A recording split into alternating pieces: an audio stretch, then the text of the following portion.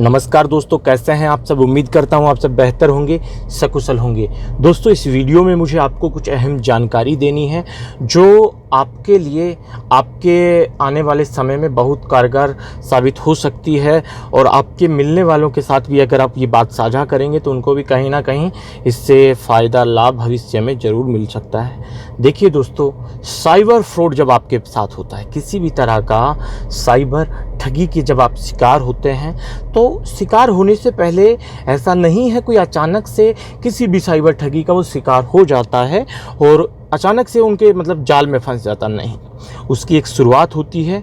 शुरुआत हो सकता है कि जो लोग आपको फंसाना चाह रहे हैं वो आपको ट्रैक कर रहे हों पिछले कुछ दिनों से, 2-3 दिन 4 दिन से। वो चाहे सोशल मीडिया के माध्यम से ट्रैक करते हों, आपकी वेबसाइट के माध्यम से ट्रैक करते हों, आपके व्हाट्सएप के माध्यम से ट्रैक करते हों, ठीक है। तो ये देखिए कि किसी भी साइबर फ्रॉड में जब आप फंस जाते हैं तो सबसे पहला काम यही आपने करना है कि जैसे ही आप फंसे और आपको पता चल गया, एहसास हो गया, सबसे पहले 1930 पर फ़ोन करके आपके साथ जो घटना हुई है उसकी सूचना आपने भारत सरकार के national cyber crime reporting portal को देनी है। और जितनी जल्दी आप सूचना वहाँ पर देंगे तो आपने जो फाइनेंशियल नुकसान उठाया है उसकी भरपाई की उतनी ही ज़्यादा जिम्मेदारी सरकार की होगी, केंद्र सरकार की होगी।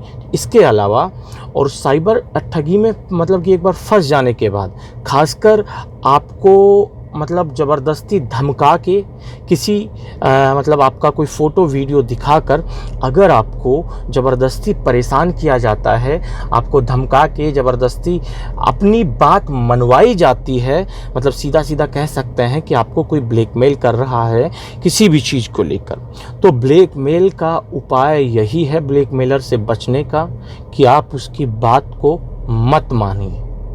अगर आप एक बार उसकी बात को मान गए तो आप दलदल में फंसते चले जाएंगे और एक दिन ऐसा जब भी आना ही है जब आपने एक यही लास्ट में स्ट्रॉन्ग डिसीजन लेना होगा जिसमें आप उनको मना करेंगे, उनकी बात को नहीं मानेंगे और आप उनसे कह देंगे कि भाई तुम्हें जो करना है कर लो। जितने भी ब्लैकमेलिंग का इतिहास आप उठाओगे, ब्लैकमेलर ही हो गया, उसकी क्या गारंटी वो जो आपको धमकी दे रहा है उसको वो दोबारा नहीं देगा जब आपने उसकी बात मान ली। यही कारण होता है, मैं बहुत ऐसी लड़कियों को जानता हूँ जिनकी पूरी उनकी ज़िंदगी के अहम साल जब वो अपनी करियर में कुछ कर सकती थी, अपने करियर को एक सही दिशा में ले जाने का उसका जो समय था या फिर अपनी गृहस्थी बचाने का जो उसका सही समय था, जो समय उसने अपने परिवार के साथ बिताना था, ब्लैकमेलर के चक्कर में उसकी ब्लैकमेलिंग का शिकार होकर वो लड़की ये सारा कीमती समय अपना बेकार कर देती है। अंत में या तो वो दुनिया से हार जाने का फैसला लेती है या फिर हिम्मत करके उस ब्लैकमेलर को चुनौती देती है। अंत में यही होता है कि चुनौती आपने देनी है, तो सबसे अच्छा यही है जब अंत में आपने उनके विरोध करना है उस ब्लैकमेलर की बात का, उस ब्लैकमेलर का, तो आप क्यों ना उस काम को शुरुआत में ही कर लें। क्योंकि जो आदमी, देखिए, ब्लैकमेलर का विश्वास करना तो मूर्खता है।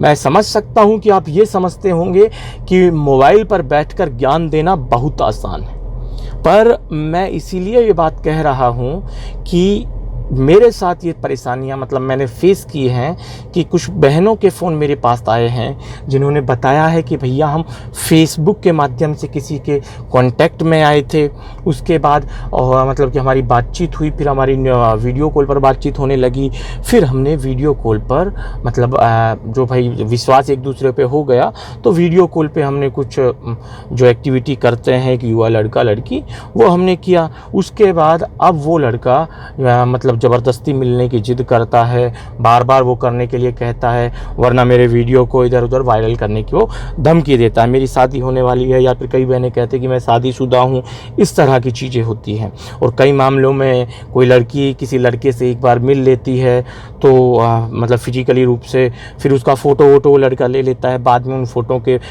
बूते उस लड़की को ब्लैकमेल करता है, अपनी बात मनवाता जाता है। तो लड़कियां उनकी बात को लगातार मानती जाती हैं, और जब अंत में थक जाती हैं तब वो गूगल पर इधर उधर से मदद मांगने की कोशिश करते हैं। तो ऐसे ही मदद मांगती हुई कुछ बहनें मेरे पास पहुंची थी। जब मैंने उनसे कहा कि देखिए करना क्या है बताइए।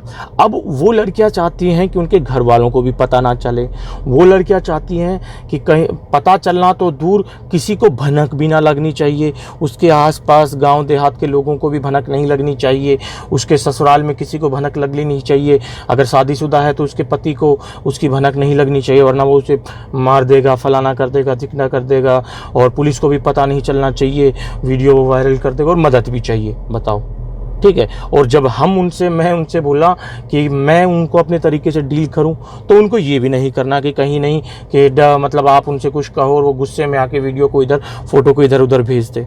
तो बात ये है कि उनके जहन का जो डर है ना, वो इतना बढ़ जाता है कि आप कितना ही उन्हें समझा लीजिए वो समझ नहीं पाती है। समाज का डर, परिवार का डर, ससुराल का डर, पुलिस का डर, ठीक है, फोटो के वायरल होने का डर, वीडियो के लीक होने का डर, तो उसके डर के बोझ तले वो लड़की दब दब के उस ब्लैकमेलर की सारी बातें मानती रहती है।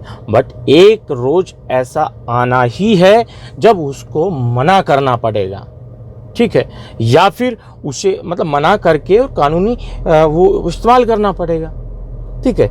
और भाई जिसको गट्स होते हैं वो कह भी देते हैं कि तेरे को जो करना है कर ले। तो मेरा कहने का मतलब ये है कि ब्लैकमेलर के आगे आप जब सरेंडर कर देते हैं तो वो आपके ऊपर हावी हो जाता है।